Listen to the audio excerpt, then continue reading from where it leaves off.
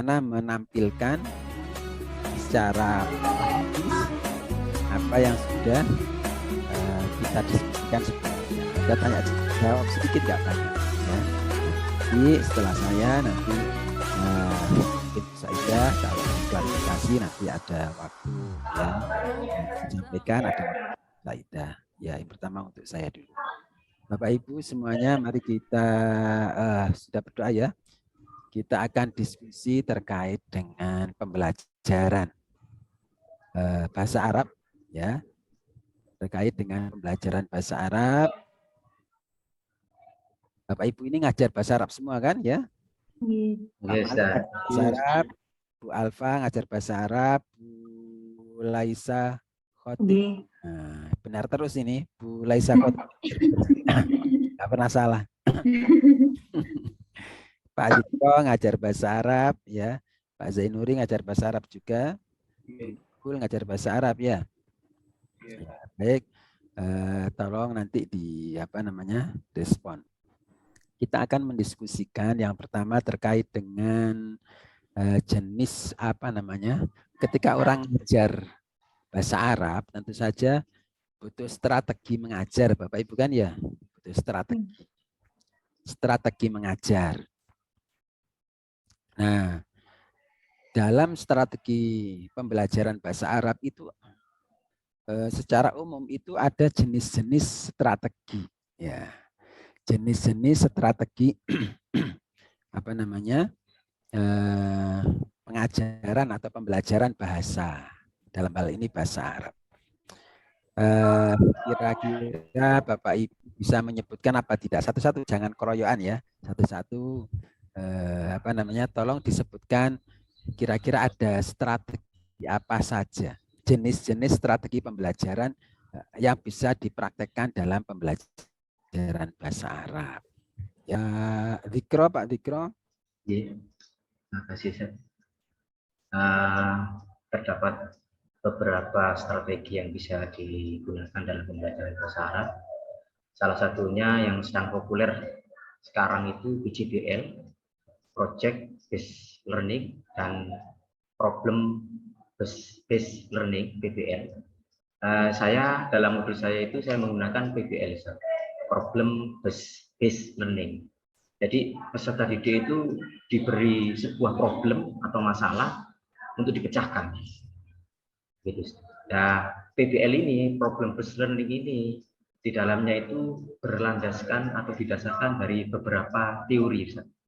Salah satunya teori Piaget, terus konstruktivisme. Nah, lupa saya tadi guys. Gitu. Ya. Pak Zainuri, coba siapa yang ingin menjelaskan lagi? Bu Alisa, Bu Alfa.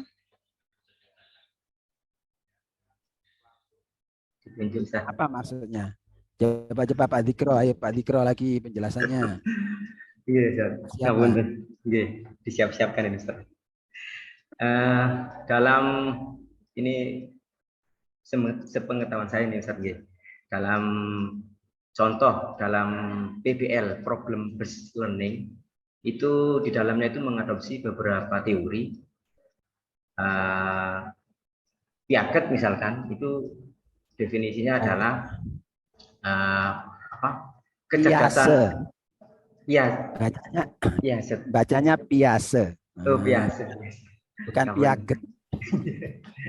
Maklum, satu orang desa.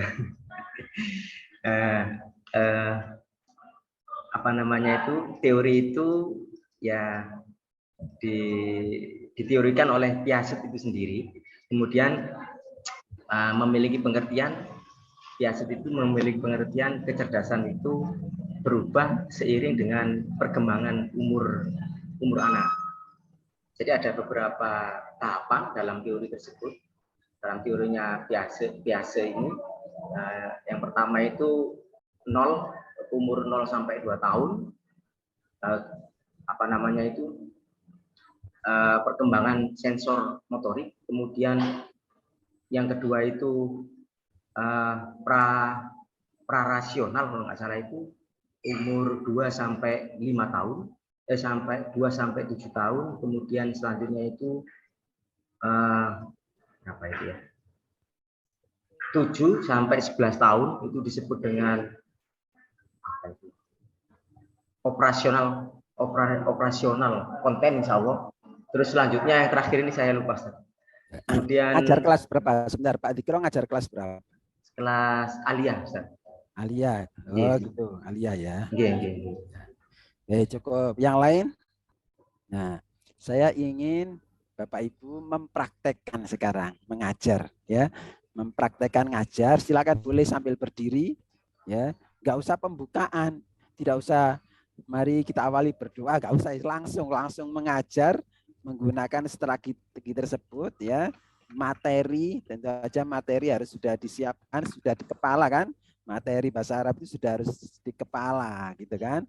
Nah, silakan berdiri di situ di tempatnya masing-masing dengan gaya dan mimik mengajar ya. Kalau bisa dengan apa namanya dengan menggunakan bahasa Arab ya, silakan berekspresi. Assalamualaikum warahmatullahi wabarakatuh. Dengar nggak sedikit? Bismillahirrahmanirrahim. Alhamdulillahirobbilalamin. Wassalatu wassalamu ala asyrofil mursalin.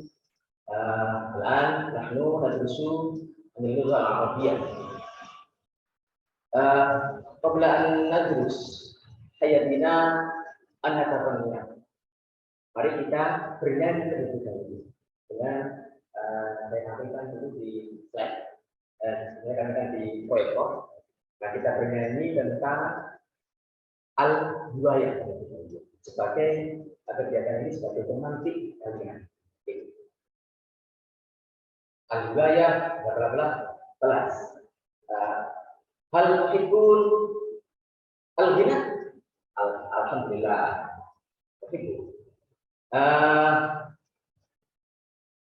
Sebelum pembelajaran dimulai, saya akan membelajarkan ini ada tampilan yang pembelajaran. Silakan dibaca. Kemudian selesai dari nyanyian tadi, dari video nyanyian tadi. Ini kegiatan pertanyaan teman. Dari nyanyian tadi ada beberapa kosakata yang sudah kalian tahu. Dalam slide ini, kira-kira gambar apa ya? Gambar hobi apa? Foto kota terus. Foto kota main sepak bola. Selanjutnya gambar apa ya? Fotografi. Bahasanya apa kira-kira? Atas kiri bagus. Tadi di dalamnya ini ada 3, bagus sekali. Keren, cermat sekali. Selanjutnya ini gambar apa? Oke, bagus. Jadi dari nyanyian tadi kalian sudah bisa menyerap beberapa kosakata yang saya sampaikan. Ini kira-kira punya siapa ini?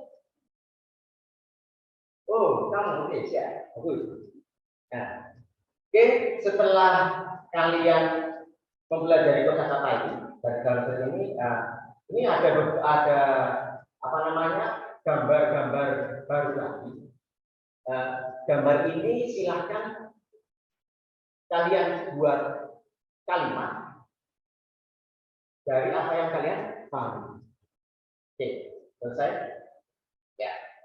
Siapa yang bisa membuat kalimat? Silakan angkat tangan. Kelompok. Oke. Oke, bagus. Masih belum paham? Ya, apa yang belum paham? Silakan ditanyakan. Oh, menentukan kata-katanya, ya. Itu nanti terkait dengan jumlah. Pada pembelajaran yang akan datang kita akan jelaskan jumlah. Oke. Pembelajaran selanjutnya, kegiatan selanjutnya ini sudah masuk kegiatan ini. Ini akan saya tampilkan qiraah tentang bacaan tentang apa namanya itu tentang hiwayah. Kalian baca, kalian cermati, kemudian kalian terjemahkan dari apa namanya bacaan ini, qiraah ini, sampean silakan diterjemahkan berdasarkan dari apa yang sampean pelajari tadi, tentang nyanyian dan slide yang kita sampaikan. Silakan. Dalam bentuk jawab. Oke, sudah selesai. Siapa yang berani maju terlebih dahulu untuk menyampaikan hasil terjemahannya? Kemudian juga kita. Oke, Aini, silakan. Ya, selesai. Alhamdulillah. Baik, bagus. Alhamdulillah pembelajaran telah selesai. Apakah kalian tadi juga dalam pembelajaran kali ini apakah kalian sudah menyanyi tadi? Menyanyi tentang musik? Suka sekali ya? Suka. Tidak ada yang tidak suka menyanyi musik. Oke, sudah. Alhamdulillah. Allah berfirman dalam Al-Quran, ya ayyuhalladzina amanu billahi wa darajat. Allah itu mengangkat derajatnya orang-orang yang berilmu. Maka kalian kita semua itu wajib menunjuk. Sekian dari saya. Assalamualaikum warahmatullahi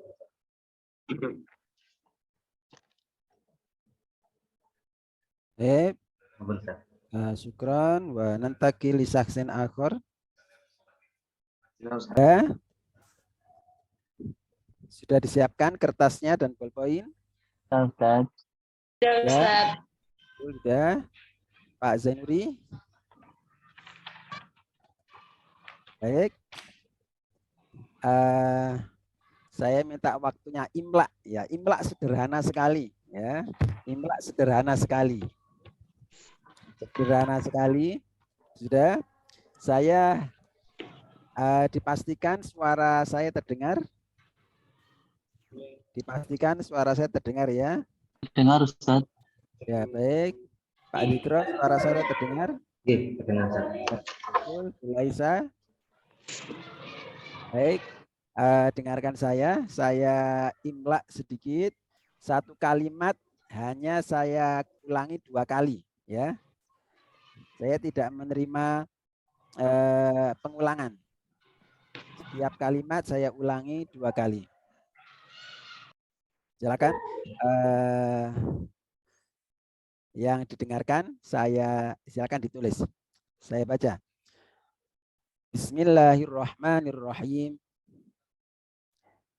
Taskunu ailatu Ahmad fi baitin kabir. Taskunu ailatu Ahmad fi baitin kabir. Wahia ailah nasyitoh ta'malu kathiran. Wahia ailah nasyitoh ta'malu kathiran. Hadza walidu Ahmad. Hadza walidu Ahmad.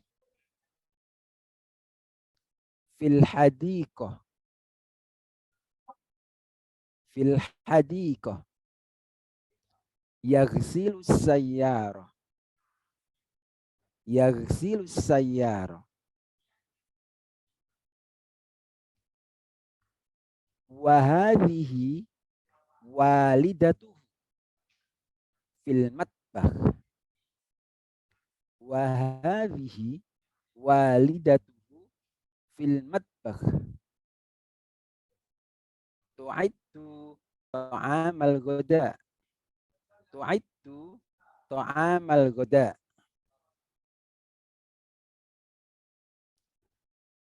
Wa hadhihi ukhtuhu fi ghurfati ta'am. Wa hadhihi ukhtuhu fi ghurfati ta'am. Wa hiya tunadhiful ma'idah. Wahia tunadziful ma'idah. Baik, yakfi. Sekarang ditunjukkan tulisannya di layar. Tempelkan di mana namanya? Di kamera. Kurang dekat, nggak kelihatan, nggak kelihatan. Sebentar, sebentar. Pak Dikro, coba dekatkan lagi Pak Dikro. Dekatkan lagi Pak Dikro.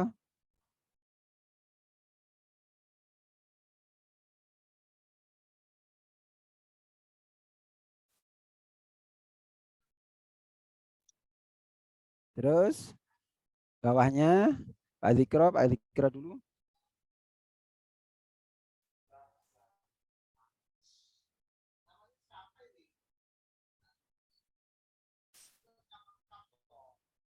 Cukup.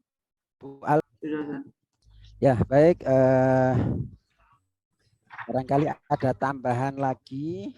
Ya, selanjutnya kami persilakan Bu Saidah. Monggo Bu Saidah, barangkali ada tambahan yang ingin disampaikan atau ditanyakan.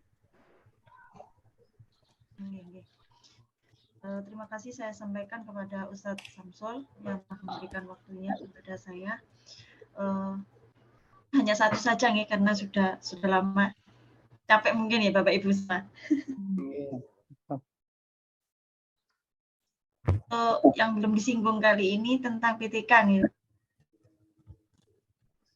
Yang saya tanyakan, bagaimana langkah-langkah jenengan dalam membuat PTK yang dimulai dari pembuatan judul sampai metode penelitiannya.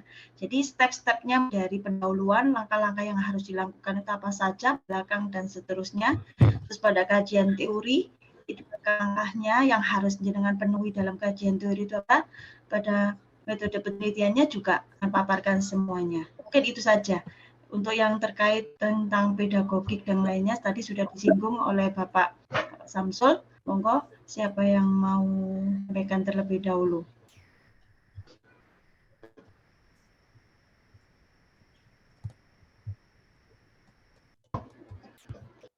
Dengan Bapak Ibu yang lainnya monggo. Saya Ustaz. Oke, Bapak Dikro monggo. Bismillahirrahmanirrahim. Ini tidak saya terangkan PTK saya, Bung, hanya langkah-langkah penyusunan PTK proposal. Tepatnya Bu, kalau PTK-nya kita kan masih belum. Jadi mungkin penyusunan proposal dulu. Dalam penyusunan proposal itu sepertinya di UIN ini agak berbeda dengan kampus-kampus lain. Jadi di UIN ini ada pendahuluan. Di dalam pendahuluan itu ada latar belakang masalah. Kemudian yang kedua itu pembatasan masalah.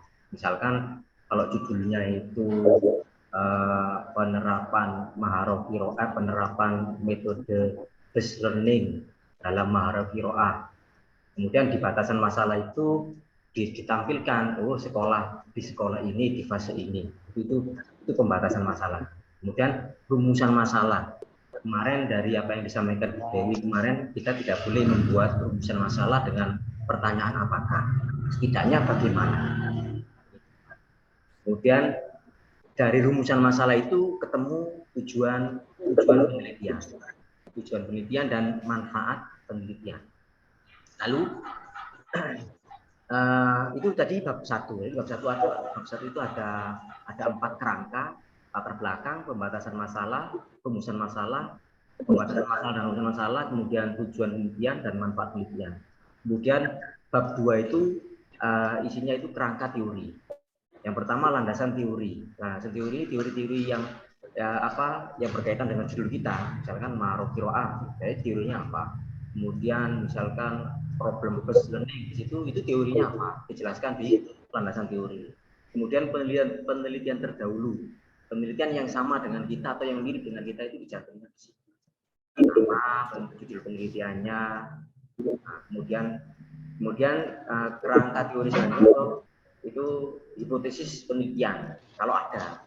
Kalau tidak ada tidak usah dicantumkan. Kemudian bab 3 tentang metode penelitian. Jenis penelitian yang pertama, yang kedua variabel penelitiannya, yang ketiga populasi dan sampel. Kemudian yang keempat jenis sumber dan teknik pengumpulan data. Yang terakhir teknik analisis dan pengujian hipotesis jika ada. Kemudian dilampirkan di dalamnya itu kalau penelitian kualitatif maka menggunakan instrumennya menggunakan wawancara dan observasi. Kalau penelitian kuantitatif itu menggunakan angket dan tes. Begitu, Bu Saidah. Sampun. Terima kasih banyak. Bisa. Mungkin yang lainnya, monggo. Bisa melengkapi lagi yang lebih lengkap. Mungkin pada kajian teorinya atau di pendahuluannya. Untuk pendahuluan Pak Zikro sudah masuk pada yang diinginkan oleh LPTK UIN. Salah satunya adanya pembatasan masalah yang beda dengan LPTK yang lainnya. Nih, monggo, yang lain selanjutnya. Yang terakhir ya Bapak Ibu, meluangkan undang-undang panjenengan.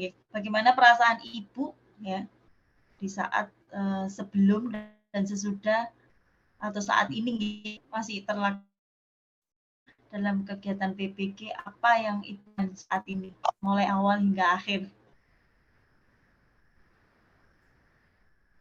Saya dulu. Ini saja, jangan panjang-panjang. Berdebar-debar, Bu. Yang sering berdebar-debar. Itu aja saya, Bu. Debar-debar terus. Debar-debarnya kenapa, Pak? Apa takut di ujiannya atau gimana? Kadang terkejar waktu, Bu.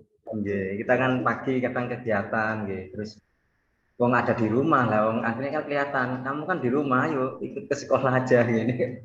Terus akhirnya kita ngerjakan malam, kadang-kadang malam itu ngantuk-ngantuk ya kita kerjakan aja. Kadang sampai pernah itu saya itu 2 malam, Bu, nggak tidur itu. Sampai subuh. Itu berdebar-debar ini masih dibuka apa enggak ini gitu. Ternyata alhamdulillah Bu Dewi orangnya baik banget. Masih dibuka jenengan ya, alhamdulillah juga baik ya, itu alhamdulillah masih diterima gitu. Itu berdebar-debarnya sering jadi. Itu dari saya, Bu. Saya memang saya pada saat awal pertemuan saya kan ngomong, maaf Bu, saya cerewet di sini. Dalam artian cerewetnya ini untuk membangun semuanya. Kita bisa satu misi dan satu visi. Kita juga berangkat sama-sama ingin mengentaskan anak-anak supaya menjadi lebih baik. Ya. Terus anak-anak yang berpikir kritis. Kan, otomatis juga tuntutan dari LPTK sendiri itu lebih menekankan pada pelhots. Dan kriteria pun yang saat ini jenengan yang di uji kompre ini itu ya terkait dengan itu. Nah, habis dari itu apa diujikan sama Ustaz Samsul juga tidak lepas dari apa yang kemarin disampaikan oleh Bu Dewi dengan Kak Ngoten. Jadi mungkin itu saya, kurang lebihnya saya mohon maaf dan terima kasih atas semangatnya Bapak Ibu hari ini dalam melakukan kegiatan ujian kompre. Mudah-mudahan apa yang menjadikan dalam Allah akan menguji kita dan melancarkan kita semua, khususnya untuk Bapak Ibu yang masih ini dalam belajar menuntut ilmu menjadi siswa. Suatu saat nanti kita sama-sama menuju kesuksesan dan khususnya pada saat ini jenengan bisa lulus 100%, berangkat bareng, lulus bareng. Saya mohon maaf. Wabillahi taufiq wal hidayah wa ridha wal inayah. Wassalamualaikum warahmatullahi wabarakatuh. Waalaikumsalam warahmatullahi wabarakatuh. Syukron wa afwan Ustaz Saidah.